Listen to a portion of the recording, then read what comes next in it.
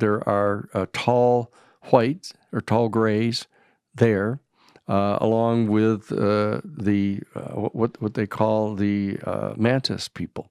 Mantis The people. mantis people are huge, 7 feet tall, extraordinarily skinny, thin, kind of bowed over people. They remind people of praying mantises, this particular species. Hey, what is up guys? Welcome back to a brand new video on the goddamn internet, and today we're gonna be talking a little bit about the man, the myth, the legend, Danny Sheehan, okay? This is a very credible person who's done some major investigations and legal stuff in the United States and for the United States. He's been in some weird places like Scientology. He's done investigations for them, and shit's really weird. So check out what he says. It gets really insane, so make sure you stay out through this entire video because the best parts are there. Subscribe, notifications on, and like, share with anyone. It helps out a lot. Let's watch. That's what he said.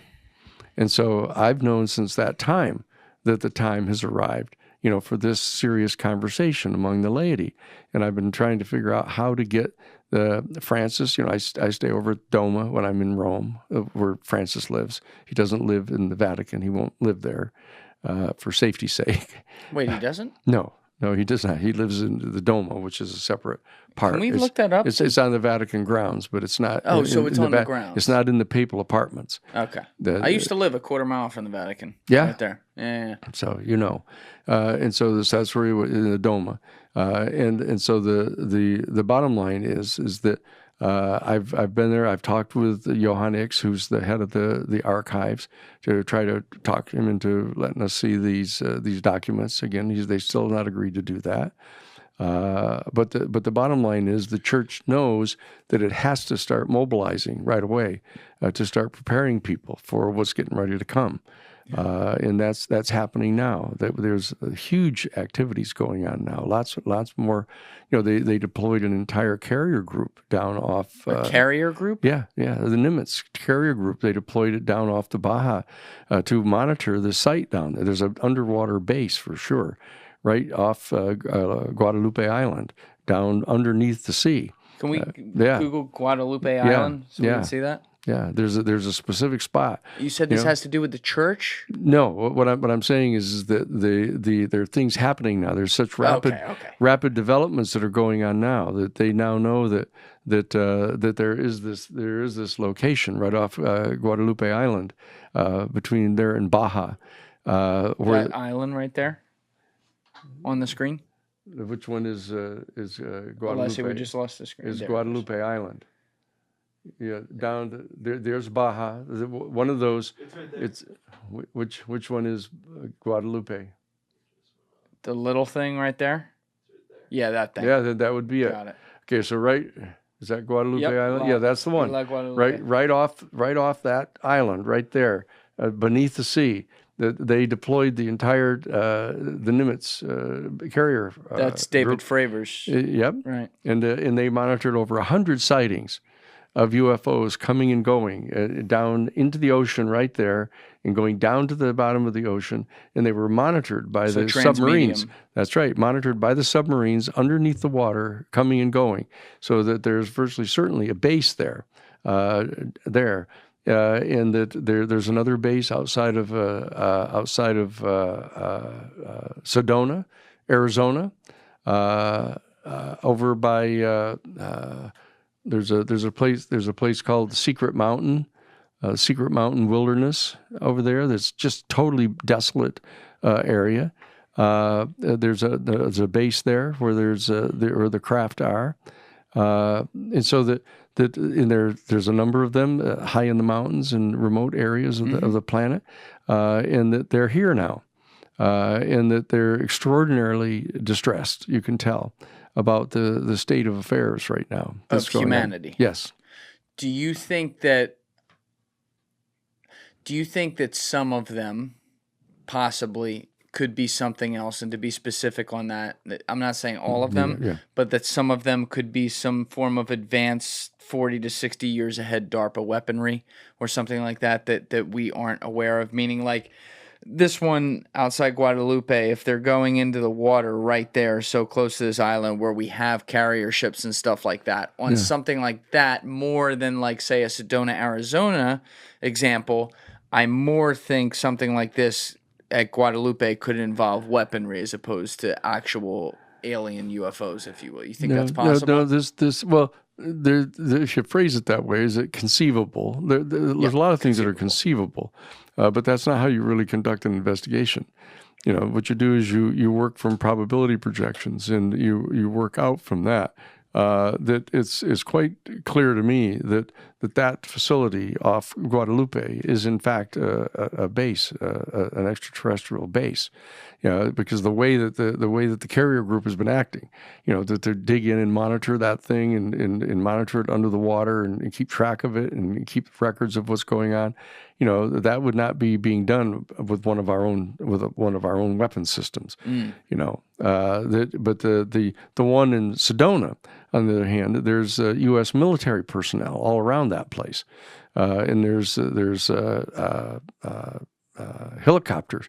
They're Apache helicopters and others that are disposed, and they accompany the coming and going of these big triangles that fly in and out of there. And that they're witnesses that we've interviewed that say that there are tall whites or tall grays there, along with what they call the mantis people. Mantis people. The mantis people are huge, 7 feet tall, extraordinarily skinny, thin, kind of bowed over people. They remind people of praying mantises. This particular species, like Sean Bradley. No, not that bad. No, some people refer to these people as insectoids.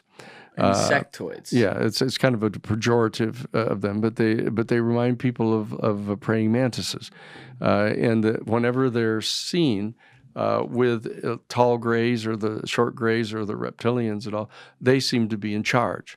They're constantly giving telepathic commands of how do they deploy, et cetera. And when have they been seen? That they've been seen there in that Sedona base. Yeah, but for example. Let's see here. We're in 2024 now. It was probably 2018 or so, and 2017. That Melinda Leslie is one of the witnesses who has seen them. Who's she? She's a person who's an abductee that was taken into custody by them in a MyLabs operation. A MyLabs operation. It was a military operation. You know, masking as an abduction. You know, Stephen Greer has talked about that. It's one of the things that Stephen and I agree upon, that there are such things, that there have been efforts undertaken by United States military personnel to mimic abduction, UFO abductions. Okay, so this was a mimicked abduction. That's right. That she was abducted for. That's right. And she was taken to that base. What base? The base outside of Sedona. The one by the secret mountain wilderness. That's area. not S4. No. That's in Nevada. Okay. That's S4 in the Area 51. S4 is about 11 miles away from Area 51, but they're both in Nevada. So she's taken to this base by Sedona. And what they're doing is they were doing experiments trying to discern people's psychic abilities. That there's a major program that's going on in the United States military, because their pilots were unable to fly these things because they're flown by telepathy. The craft are flown by telepathy. Yeah. And the pilots, the kind of people that are trained to be pilots, are not telepathically trained. You know, they're extraordinarily linear, very very intense, scientific, logical, positivist type folks, in that they aren't able to communicate with the craft. And so that there's been a whole program to try to recruit people, to try to find out people who are psychic, to see whether they can actually be involved in helping to run these craft, because the craft are run psychically by the ETs. And so unless they have ET people working with them, which it appears they do, at the Sedona base. That the ET people are the ones that actually pilot the craft, the large craft, but that they're given U.S. military escorts with F-18s and the major helicopter gunships actually protect them when they're flying. Some of these. Whoa. Yeah. Okay, so she allegedly saw them in 2017, 2018 when she was taken to the space, and they were down there and they were being interrogated. They were being experimented with. They were asked to do these experiments of psychic experiments. Yes. Yeah, that's what they were doing. And there's lots of information about that now, about this weird program that they've got going of trying to recruit people that they think are psychic because their normally trained pilots are not able to fly these things. It's almost like a Men in Black kind of thing, like when we see in the movie where they have the base and they go in there and all the aliens are chilling and stuff. That's effectively a similar parallel to what's being described. There's lots of weird science fiction movies all over the place, picking up little pieces of this stuff. That what we do is that I tend not to go to those kind of movies, but because I'm kind of staying focused on. You're too wired in, Danny. Right. I'm trying to stay focused on what it is I know. That's why it's easy to remember these things. Yeah. Because I don't garble it up with a lot of other stuff. Yeah. I don't read fiction. About these things. I just refuse to do that. I refuse to go to movies that have bad galactic politics, that are that are into bumming people out about making up terrible things about the ETs and stuff, like they're here to eat you and all that stuff. You don't want to poison your mind with that. I don't go to vampire movies or werewolf movies or disembowelment movies. I stay away from those kind of things. You're not a Twilight guy? No. Well, no. So there's lots of information about this now, and there's this extremely interesting phenomenon that has started, as you know. That back in 2017, December 17th of 2017, you have the front page story in the New York Times that Leslie Kean and Blumenthal wrote, exposing the existence of a top secret program inside the Pentagon engaged in professionally investigating the UFO phenomenon.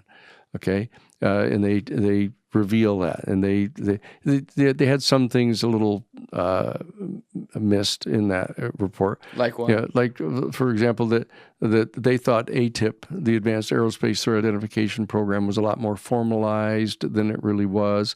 But Lou goes at some length here. Is in your client Lou Elizondo. Lou Elizondo has written this book. It's for the last 3 weeks has been the #1 bestseller on the New York Times bestseller list.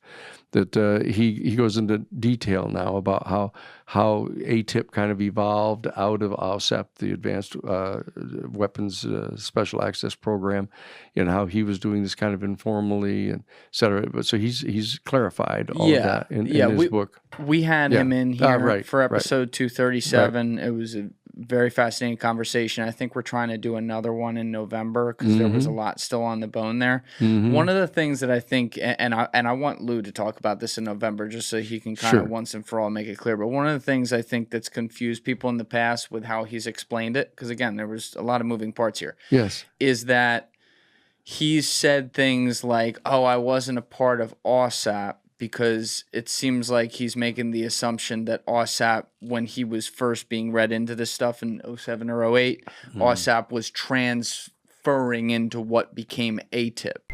Let me know what you guys think about all these wild-ass things being said. It's really crazy. And the fact that Danny Sheehan is this highly regarded person, highly credible, has worked with the most important cases, and he's claiming there's underwater bases and we know where they are, and that there are these weird things happening there. What the actual fuck, guys? Let me know what you think down below, and appreciate all the support recently. Share with anyone, your family, your grandma, anyone. Like, comment, let's go guys, let's keep growing, let's keep grinding. Daily upload, yeah.